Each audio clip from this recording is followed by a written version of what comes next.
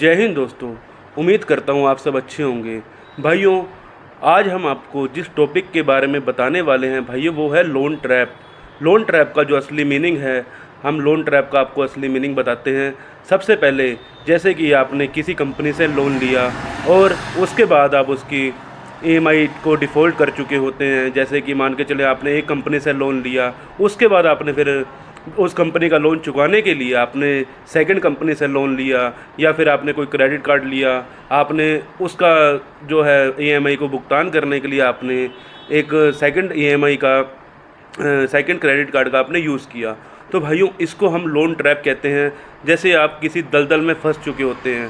भाइयों, ये मैं वीडियो सिर्फ़ और सिर्फ इसलिए बना रहा हूँ क्योंकि देखो, आज की डेट में अनगिनत लोग होंगे, मेरे इतने सब्सक्राइबर लोग हैं, इतने सब्सक्राइबर भाई हैं, बहनें हैं, जो कि इस समय लोन ट्रैप में फंस चुके हैं, वो भी बुरी तरह। देखो भाइयों, मेरी हमेशा एक ऐसी वीडियो रहती है जिसमें मैं आपको एक जानकारी देता हूँ। इस वीडियो में भी मैं आपको इसी प्रकार की जानकारी देना चाहता हूँ कि आखिर में लोन ट्रैप से बाहर कैसे निकलना है आपको। क्योंकि आज की डेट में लोन ट्रैप की वजह से कहीं से लोग ऐसे होंगे जो सुसाइड की तरफ जाते हैं और भाइयों अपनी जान दे देते हैं। और भाइयों, वो होने वाला कुछ नहीं होता, फिर भी वो जान दे देते हैं और अपने आप को बहुत ज़्यादा शर्म फील करते हैं कि हमारे साथ क्या हो रहा है। मतलब कि एक टाइम ऐसा हो जाता है कि वो इस चीज़ में फंस जाते हैं। तो भाइयों, फंसना और इससे बाहर निकलना, हर चीज़ का एक हल होता है। आप ये ना सोचो कि मैं इस जाल में फंस गया हूँ तो कोई निकल नहीं पाऊँगा, तो मेरा लास्ट रास्ता यही रहेगा कि मैं सुसाइड कर लूँ। भाइयों, आपको मैं आज जो जानकारी देता हूँ, भाइयों एक सब्सक्राइबर भाई का मेरे पास फ़ोन आया जिसने मुझे अपनी जानकारी दी। तो भाइयों, एक के नहीं, ऐसे कहीं से ऐसे लोग हो गए जिनके साथ ये परेशानी चल रही होगी। भाइयों, उसके पास पहले एक बिज़नेस था। जो बिज़नेस था उसका बिज़नेस बहुत अच्छा चल रहा था। उसकी करियाने की दुकान थी। करियाने की दुकान से उसने अपना दिन रात मेहनत करके उसने अपने रोज़ का गल्ला, अपने रोज़ की दुकानदारी उसने कम से कम ना करते 20,000 का गल्ला उसने बना लिया। 20,000 के गल्ले में उसने 5,000 रुपये रोज़ का अपना प्रॉफिट निकालना शुरू कर दिया। जब उसने प्रॉफिट निकालना शुरू कर दिया तो भाइयों उसकी नीड भी बढ़ने लग गई। आपके साथ भी यही होता है, मेरे को पता है, क्योंकि आज की डेट में एक नहीं है, कई हज़ार लोग हैं जो कि इस ट्रैप में फंस रहे हैं। भाइयों, अब उसने क्या करा, उसका 5,000 रुपये रोज़ का बचन लग गया। उसको पता लग गया मैं 1.5 लाख रुपये महीना कमा रहा हूँ, बड़े प्यार से कमा रहा हूँ। भाइयों, उसके शौक़, कार ले ली, बाइक ले ली, और उसने बहुत सी चीज़ें ऐसी ले ली जिसकी उसको ज़रूरत नहीं थी। उसके बाद पहले भी कार थी, उसने नई कार ले ली जो कि उसने ईएमआई पे ली। ठीक है, अब उसने ईएमआई पे ले तो ली है, अब उसको भरेगा कैसे? चलो ठीक है, आज उसका काम बहुत अच्छा है। आने वाले थोड़े टाइम के बाद उसके साथ क्या हुआ, उसके बिज़नेस में लॉसेस होने शुरू हो गए। लॉसेस कैसे शुरू हो गए? उसका जो बिज़नेस था उसके साथ में एक मॉल खुल गया, जिस कारण एकदम से वो मॉल के अंदर लोग जाने लग गए और उस दुकानदार के साथ जो दिक्कत आनी शुरू हुई, उसके काम में एकदम से कम होना एकदम ख़त्म हो गया। मतलब जब उसकी 20,000 रुपये सेल होती थी, वो 5,000 बचाता था। अब उसकी सेल मात्र 1.5 साल के बाद उसकी सेल सिर्फ 5,000 रुपये रह गई। 5,000 रुपये सेल में उसका भाइयों सिर्फ उसको जो बच रहा था, मात्र 1,000 रुपये उसको रोज़ाना का बच रहा था। 1,000 में एक बंदे ने एक ईएमआई चालू करवा रखी है, जो कि महीने की 60,000 रुपये की ईएमआई उसने चालू करवा रखी। उसको बता 1.5 लाख में कमाता हूँ, 60,000 की मैं ईएमआई पे कर सकता हूँ। ठीक है भाइयों, ये ना सोचना कि उसी की कहानी है, लेकिन भाइयों आपके साथ भी यही कुछ होता है। तो जब उसके 60,000 रुपये की उसके भरने की औकात थी, अब उसका 1,000 रुपये उसका रोज़ का बच रहा है और उसका एक महीने का सिर्फ 30,000 रुपये वो कमा रहा है। अब उसकी ईएमआई कैसे जाएगी? तो भाइयों, आप भी इसी दलदल में फंस चुके हो बुरी तरह। भाइयों, इस दलदल से बाहर निकलना आपको खुद से पड़ेगा, क्योंकि आप लोग जब छोटी सी आपके पास इनकम आनी शुरू होती है तो आप एकदम से अपनी लग्जरी लाइफ में आना शुरू कर देते हो। लग्जरी लाइफ का मतलब कि आप एकदम से हवा में उड़ना शुरू हो जाते हो कि मैं कार भी ले लूँ, बाइक भी ले लूँ, बंगला ले लूँ, सब कुछ ले लूँ, नवे और महंगे कपड़े ले लूँ। मतलब भाइयों, मॉल जो खुले हुए हैं महंगे कपड़ों के लिए ही खुले होते हैं। हर किसी का सपना होता है कि मैं बड़े ब्रांड के कपड़े डालूँ, मैं बड़े ब्रांड के शूज़ डालूँ। मतलब कि हर एक का सपना है, आपका भी ये सपना ज़रूर होगा। तो भाइयों, क्रेडिट कार्ड का क्या काम है? क्रेडिट कार्ड आपको जब ऑफ़र प्रोवाइड करवाता है, आपको धीरे धीरे करके इस ट्रैप में फंसाता चला जाता है। किस प्रकार? मान के चलो, पहले आपको एक क्रेडिट कार्ड की लिमिट 15,000 दी गई। आपने उसको यूज़ करा, 3 से 4 बार यूज़ करा, 5 बार यूज़ करा, 6 महीने के बाद उन्होंने उसकी सीधा 40 से 50,000 कर दी। आपके अंदर एक मन में लड्डू फूटा कि हाँ भाई, मैंने तो अच्छा सा यूज़ करा और एकदम से उन्होंने मेरे को ऑफ़र दे दिया, उसके बाद क्रेडिट कार्ड से क्रेडिट कार्ड के ऑफ़र, फिर क्रेडिट कार्ड से क्रेडिट कार्ड के ऑफ़र, मतलब कि आपको कम से कम आपके पास 7 से 8 क्रेडिट कार्ड हो जाते हैं। और ठीक है, उसके बाद आप क्या करते हो, आप 1 नहीं, 2 नहीं, 3 नहीं, पहले आप एक कंपनी से लोन लेते हो जो कि आपको 20-25 हज़ार का मिल जाता है। उसके बाद आप नया देखते हो अपनी नीड के हिसाब से 20, 40, 60, 1,20,000, 1,40,000, 2 लाख, 2 लाख, 3 लाख आप उसका लोन ले लेते हो। उसके बाद क्या होता है, एक बार तो आपका काम अच्छा चल रहा है, एकदम से आपका काम डंप हो गया। जब आपका काम डंप हो जाता है तो भाइयों आपके पास कोई भी चारा नहीं बचता कि आप अब करें तो करें क्या, क्योंकि समाज में आपकी इज्जत है। आप अपनी इज्जत को बरकरार रखना चाहते हो। हर किसी के दिल में यही रहता है कि मेरी इज्जत हमेशा बरकरार रहे, बिल्कुल एकदम पॉजिटिव रहे सबकी नज़रों में। अब आपके साथ जो चीज़ चल रही है, आप सिर्फ ये आप लोगों की कहानी जो मैं सुना रहा हूँ, ये आप लोगों के ऊपर, सबके ऊपर ये वैलिड है। हर किसी के साथ ये चीज़ हो रही है। कोई लोग जुआ खेलते हैं, जुए में हार जाते हैं, उसके बाद वो लोन लेते हैं।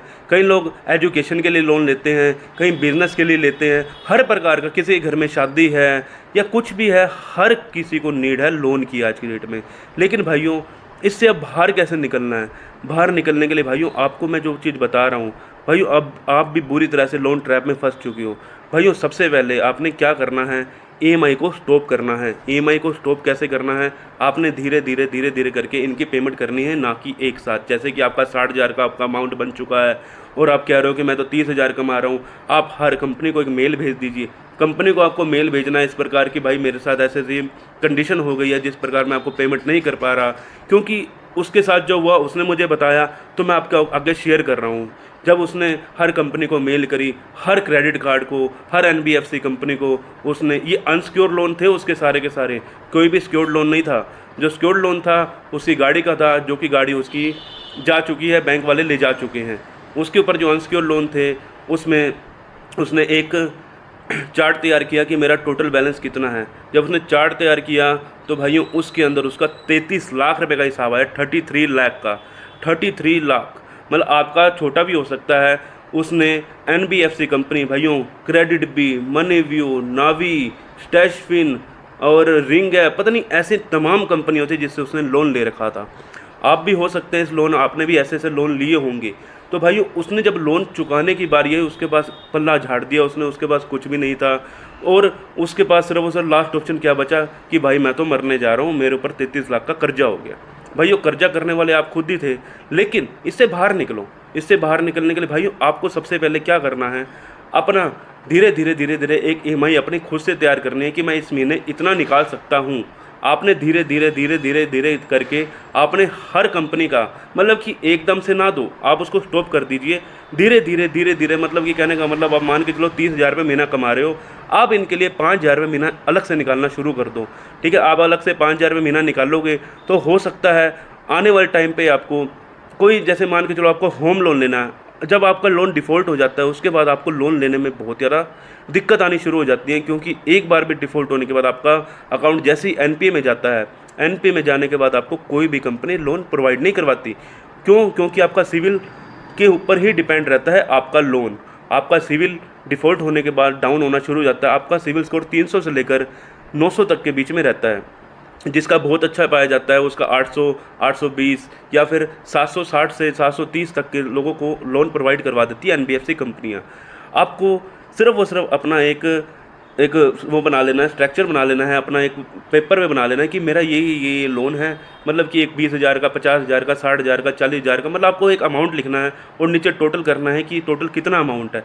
जब आप एक बार टोटल अमाउंट कर लोगे तो आपने इसको डिवाइड करना है अपने महीने की इनकम से। महीने की इनकम मान के चलो आपकी 30,000 रुपये इनकम है, तो आपने उसका 5,000 रुपये जो अलग निकाला है, उस 5,000 से आपने इसको पूरा का पूरा एक लोन का जो ट्रैप है उसको ख़त्म करना है। अगर आपके पास अब आपकी बिल्कुल ही जीरो हो चुके काम में, मतलब आपके पास 1 रुपया भी नहीं है, तो भाइयों अभी आप स्टॉप कर दो बिल्कुल ही, और अपनी जान को छुड़ाने के लिए, हरासमेंट को दूर करने के लिए अपने फ़ोन को कुछ टाइम के लिए स्टॉप कर दो। क्योंकि ये लोग रिकवरी एजेंट के थ्रू आपके पास पहुंचते हैं, रिकवरी एजेंट आपको डराते हैं, धमकाते हैं। वो डराने धमकाने के चक्कर में आप हरासमेंट होके आपके मन में बुरे बुरे विचार आते हैं कि मैं करूं तो करूं क्या, करूं तो करूं क्या। भाइयों आपने कुछ भी नहीं करना, आपने सिर्फ और सिर्फ अपना नंबर को कुछ टाइम के लिए, 6 महीने के लिए स्टॉप कर दो। आप नया नंबर ले लो और एक नई ज़िंदगी स्टार्ट करो, अपने काम में ध्यान दो ताकि आपका काम अच्छे से बढ़ जाए।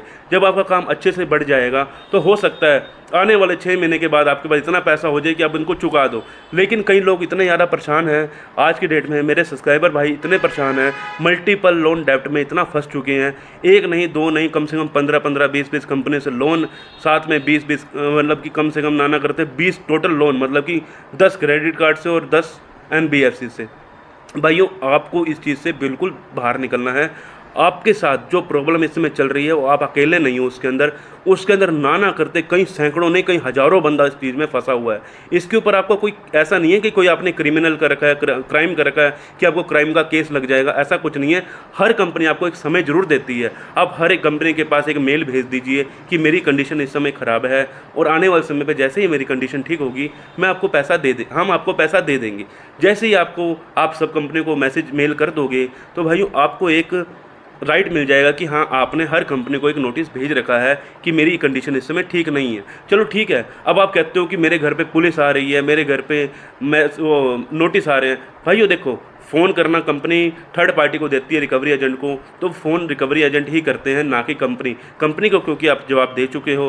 दूसरा जो नोटिस आते हैं, कुछ नोटिस होते हैं जिसको आप इग्नोर कर सकते हो, जैसे कि आपके पास डिमांड नोटिस है। डिमांड नोटिस मतलब आपको याद दिलवाया जा रहा है कंपनी के द्वारा कि आप इस लोन की जो किस्त है पे कर दीजिए। मतलब हर तरह के नोटिस में यही जवाब दिया जाता है।